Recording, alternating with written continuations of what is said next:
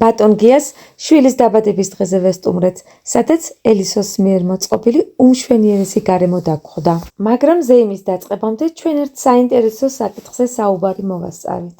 ვერაფრით ვიხსენებდი, რომელ წყაროზე დაყრდნობით ვიცოდი, რომ ფაზისის შესასვლელში არსებობდა უზარმაზარი დედა ღვთაების ქანდაკება, რომელიც ძალიან გავდა იმ დროის ათენის ცნობილი ღვთაების ქანდაკებას.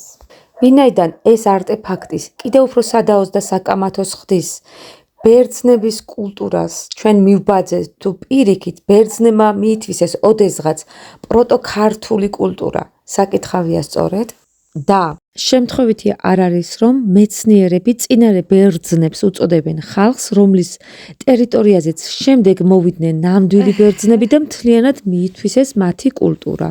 ძალიან დიდი ღრმა კვალი არსებობს, რომ პროტოქართველები იყვნენ წინარე ბერძნები და ამის დამტკიცებისთვის და საერთაშორისო აღიარებისთვის იბრძვის და შრომობს დღეს პროფესორი გია კვაშვილავა.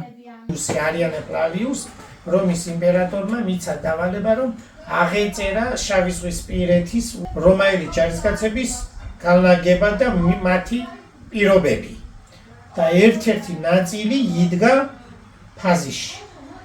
იბუა მე-18 საუკუნეში, მე-19 საუკუნეში მოღვაწეობდა და მას აქვს ჩანახატი, როგორი იყო მეორე საუკუნის ფაზისში რომაული გარნიზონის პირობები და ციხესიმაგრე.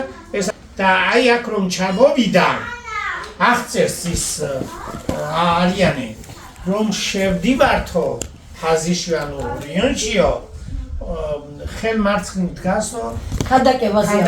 კი, ვიცი, წავიკითხე. ეგ მაინტერესებდა სხვათა შორის. მე ვიცოდი, ეს ოღონ ვერ ვიცხსენებდი საიდან.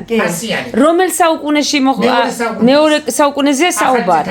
ახალი წელთაღრიცხვა. თასიანი ეს პირობით თქვია, ანუ მაიმე დედა ღვთაება. დედა ღვთაებაზე ამბობს. დედა ღვთაება და ვერა ბარდავეძეს ოთარლოთებაძეს ეს გამოყრება აქვს.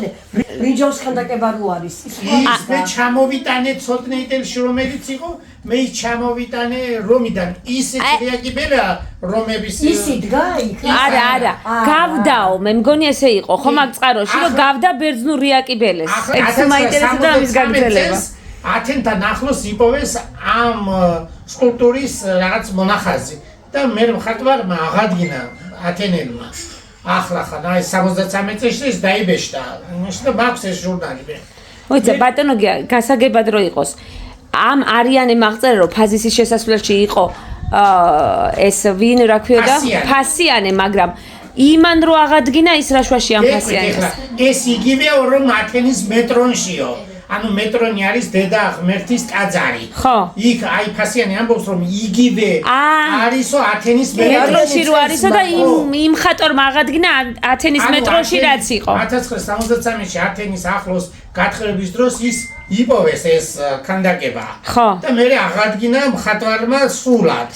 და მე ჩვენმა მეცნიერებმა ოთარ ლორთქიბაინძემ არქეოლოგიასთან იმასთან შედარებით ესეც აღადგინეს. აჰა, გასაგებია. ეს ნახატი აქვს 1974-ში გამოქვეყნებული ოთარ ლორთქიბაინძე. აი როგორ მაინტერესებდა ამის ისტორია, იცი? ეს სამყარო მიგზანის ყველაფრის პასუხს, გაგიჟებული ვარ. ბატონო გია, მან რაღაც ზომაზე იყო ლაპარაკი, რომ ძალიან დიდი იყო და გემები გადიოდაო თუ რაღაც მის ქვეშო. დიდი ის რომელიც არის თქვენ ის როდოსში იდგა მზის ღმერთის ისა და ფეხებში გადიოდა გემები. ეგ სხვა არის. სხვა ინფორმაცია, ეს კი მერევამე. ანტიკური. ეს იყო ძალიან ზომით დიდი არ იყო, იქნებოდა ერთი ადამიანზე ცოტა მეტი. და ეს არის დედა ღმერთი, რომელიც არის ჩვენი ცირე აზიური, ეგეოსური. ახლა მე სრულად ხედავ ევრიპიდეს შეხედულებას.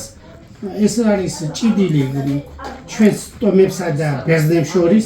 ეს არის ძალიან მძიმე დაპირისპირება პოლიტიკური შეხედულებებით. ადგილების მოპოვებაზე, ადგილების მეგულისხმობ მიწების მიწების და ბატონო გია ევრიპიდე ხო 1000 წლით მერე იყო მედია. ხო და უკვე ბერძენთა ზუსტით ჩამომავალი იყო ეს ევრიპიდე და არა წინარე ბერძნებისგან არ განიხილება. არა, ეს ხო მაგრამ ეს მეხუთე საუკუნე ხო დაახლოებით ხო. ეს უკვე ძირითადად უკვე საბერძნეთის კულტურა ყვავის. ყვავის უკვე ხო. მერვე საუკუნეში იწყება ძველი წინააღმდეგობის ჰომეროსიდან ბერძნული ცივილიზაცია და ელადი ცივილიზაცია უკვე იწყებს აყვავებას. ფაქტობრივად ჯერ არ არის დაბადებული ალექსანდრე მაკედონელი 150 წლის შემდეგ დაიბადება და ახლობთ 200 წლის შემდეგ. ალექსანდრე მაკედონელი იმის შემდეგ დაიბადება. მაგრამ ეს პროცესი ხელს უშლის მათ რომ სახელმწიფოებრივი განვითარებისთვის ბუდიში მაკედონელი არც იყო ბერძენი. არ იყო მაკედონელი იყო, მაგრამ სახელმწიფო ბერძნულია. გავიგე, მაკედონელი არ იყო ბერძენი. მაგრამ ბერძნულ პოლიტიკას ატარებდა, ხო? რა თქმა უნდა, ენობრივი სისტემა, ენი, საერთო ენა იყო. ამას ხელს უშლიდა ადგილობრივი მოსახლეები. და შემორჩენილი ინფორმაცია. რა თქმა უნდა, ჩემი ანალიზით ვამბობ, ჩემი ინფორმაციით ახლა სხვა არ გაიგო სხვანაირად. ესე იგი, მეხუთე საუკუნის ახალწლეთაღრიცხვამდე ბევრჯერ იწერებოდა კრეტაზე არაბერძნულად ტექსტები. ყველასგულად. ნუ შემორჩენილი რაღაც მცირე ფრაგმენტები და ეს ჩანაწერები ტროპედასგები ხო იყვნენ კიდე ბერძნული ასოებითაა შესრულებული ბოლოს. ხო, ბოლოს. და იქამდე ძადრე ხო ვიცით ახლა ახაზოვანი ჩანაწერები რაც იყო ჩვენ ყველანი კრეტაზე ვიყავით.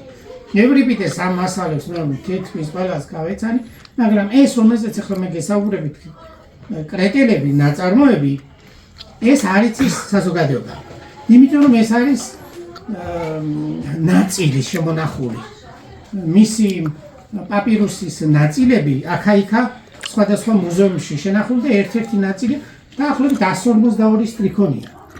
აი აქედან ვიცით ჩვენ სწორედ ის, რაც შეურაცხყოფა აქვს კიდე მეორეჯერ მიყედებული, როგორც ვიაყენა მედიას, აქაც დაძაბა სიტუაცია და საუბარია დიალოგია მინოსსა და პასიფაეს შორის და აი სწორედ ის რომ ხარის კულტი შემოდის და ის ყველაფერი რაც ვიცი ჩვენ ბერძნული მითები და ყველაფერი ევრიპიდეს მოგონილი ნაწარმოებია. ევრიპიდესგან წამოიღო ეს მითები ხალხმა. მოიცა რას რო ცხოვრობს იმასთან პირველი საუბარი ანუ პირველი წყარო ასე ვთქვათ პირველი ყველაზე ძველი წყარო პასიფაეს ამ ინფორმაციის ამ ხარის კულტთან დაკავშირებით ევრიპიდეს ჩანაწერებით არის დადასტურებულია. ხო, დადასტურებულია. და რას საუბრობენ ერთმანეთში ეჭვიანობს ხმარი იმაზე ხარზე? იმ ტექსტს მე აქ ვერ გიამბობთ ახლა საზოგადოებისთვის არის. ხოჭი რა მინოტავრო და ის არის ის ხო, როგორ იცის მიტები იცის კაცო. სწორედ ამაზეა ლაპარაკი, რომ მინოსი ეუნება რაკენი ეს რაკენი და ეს საუბარია აქ ახლა ტექსტებს. აუ რა საინტერესოა თარგმანი გააქვს. ახლა რამიდა გითხრათ ჯანდაბად გვინდა მაგრამ ეს ხო მოგონილია რა ანალიზი გავა. არა მე ჩემთვის საინტერესოა ეგ. გავაკეთე იმისა რომ ავანტყოფიკაცია ევრიპიდეს აქვს ეს მიზანი რომ მე არ მაინტერესებს ეპატაჟი. ხო ვიღაცა ეპატაჟი შემოიტანეს. არის მისგან განსხვავებული პელასგურის პელასგური დაეკნინებინა და აი ხანს არამარტო ამ ნაწარმოებში მედია სრულადაა შემონახული. პელასგები იგივე კოლხები იყო. ხო და კიდევ სხვა ნაწარმოებებში ყველგან ჩანს ეს და ნუ ყოველ შემთხვევაში ეს ძალიან ესე იგი მიიმზან მიმართული ესეთი ისა მე ასე ფიქრობ ეხლა ასე კი არა და ის მოსაზრება რომ უბრალოდ დრამატურად რომ დაეძაბა იმიტომ გააკეთა ქართლდება ეხლა მაგ თქვენი საუბრით ნუ ეს დრამატულიც დაძაბულაც მას აწყობდა იმიტომ რომ კითხველი მეტყველებოდა და მსმენელიც და ეს ახლაც არის ჩვენთან ტელევიზიებში ასეთი რომ თუ დაძაბავ ერთმანეთს მოაკვლევინებ საზოგადოებას იმაში ტელევიზიაში მე ბევრი მაყურებელი ყავს აი ეთი ის იყო მაშინაც არაფერი განსხვავება კი არ არის ბატონო ეს კრეტელებით ქართულად გაქვთ ნათარგმნი? კი ბერძნულიდან მე დაბეჭდილი არის? არა არა მაგას თუ დაბეჭდათ რა არ მინდა მაგი გავცელდეს საზოგადოებაში ისედაც იციან მე კი არ ბეჭდავ მაგას ხონდა აი ეს არის რომ ეს ქალბატონი იყო ულამაზესი პასიფა პოლხი აბა რა იქნებოდა წარმოიდგინეთ ეს ქალბატონი აიხლა ჩვენ მაგალითად მეორე საუკუნის რომაული იმებში საცხოვრებელს იმებში აი დიდი პალა იმებში სასახლებში ხდება ეს ქალი როგორ უბძანებს კონოსოსის სასახლის აგებას დედალოს და როცა ჩვენ პირიქით ვიცით მინოსი უბძანებს დედალოს და როცა პირიქით არის და ნახატებზე ინფორმაცია რომ ეს ბძანებს ეს დედალოსი და პასიფეა გამოხატული და არა ისა რა ქვია მინოსი და საერთოდ ყოფს ხო ქალები იყო ხო საერთოდ კრეტის მართველი თავად ის იყო ეხს უნდა გითხრათ ხაზგასმით თავის დედას ნიმფას ერქვა კრეტა ნიმფა იყო დედა მითოლოგიურად ნიმფა და ის კრეტა ერქვა იმას და აქედან გამომდინარე მისი ადგილობრივი მაცხოვრებელია დედის მხრიდან არის კრეტელი თვითონ მინოსი არ არის ადგილობრივი მაცხოვრებელი და აბა ევროპას ხმაკ შეეძინა უბრალოდ კრეტას ევროპა მოიწაცა იმან და მეტი არაფერი უბრალოდ ადგილი იყო ეს ზევსმა სემიტური ტომი ხო სემიტური წარმოშობის მოიტაცა ზევსმა და იქ იმშობია სამი შვილი ესე იგი მინოსი სერაპიონი ანუ სარაპიონი და იმას დედა ყავდა კრეტა მოიცა ნიმფა ვის ერქვა ნიმფა იყო კრეტა ვინ დედა პასიფაის დედა პასიფაის დედა ერქვა კრეტა ანუ აიეტის და პასიფაის დედას ერქვა თუ ნახევარდა იყო ჰელიოსისა და კრეტას ესე იგი მეორე იმას ჰელიოს რავალი ცოლი ყავდა ესე ყავდა აიეტი და ისა რა ხო და მე კრეტას აიეტი და ვინ სხვა კირკე აქტისი და სხვები მაგრამ პასიფა იყავდა სხვასთან ნიმფასთან არა აქტისი ყავდა როდოსელი ნიმფასთან ზოგი მითის მიხედვით მათი დედაც კიდე ერთია ეს და ზოგი მითის მიხედვით ნიმს მომწონს რო თქვა გიაბრო კრეტა ეს არ ვიცოდი მე ადგილობრივი მაცხოვრებელია